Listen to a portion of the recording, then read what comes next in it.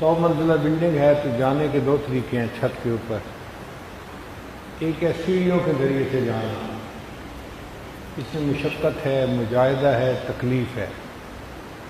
اور ایک ہے اگر کوئی ایلیویٹر لگا ہوا ہے، لفٹ لگی ہوئی ہے، اس کے اندر داخل ہو کے بٹن دبا دینا اور آرام سے چھت کے اوپر پہنچ جانا.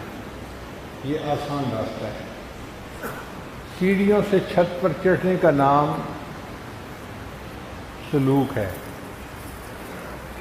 اور اس بندے کو سالک کہتے ہیں جو سیڑھیوں سے چھت پر چڑھ رہا ہے، مشقت اٹھا رہا ہے.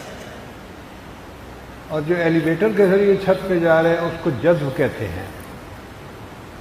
جذب کا مطلب یہ کہ اللہ کو پسند آ گیا، اللہ کو پیارا لگ گیا تو اللہ نے اس کو اپنی طرف کھینچ لیا.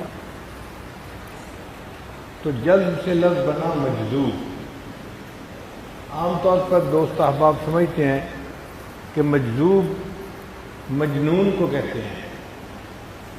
کئی پاگل قسم کے لوگ ہوتے ہیں نا جو اپنا ہوش نہیں ہوتا، تو وہ سمجھتے ہیں کہ یہ مجذوب ہوتے ہیں.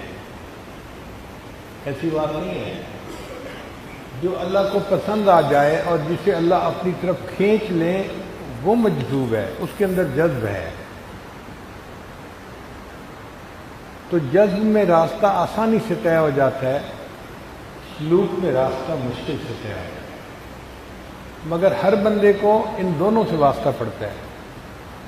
اس لیے مشائخ نے لکھا کہ یا تو بندہ سالک مجذوب ہوتا ہے یا مجذوب سالک ہوتا ہے.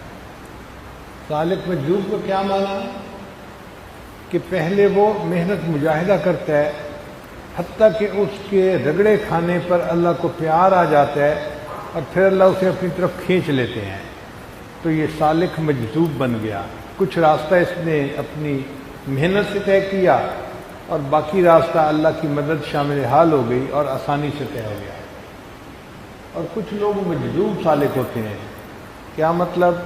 غفلت کی زندگی ہوتی ہے، اللہ تعالیٰ کی رحمت کی نظر پڑ جاتی ہے اور اللہ انہیں اپنی طرف کھینچ لیتے ہیں، اور جب وہ اللہ کی طرف کھنچ جاتے ہیں پھر وہ مجاہدہ کرتے ہیں اللہ کے لیے. یہ چکی ہر بندے کو پیسنی پڑتی ہے، شروع میں پیسے یا بعد میں پیسے، یہ الگ الگ بات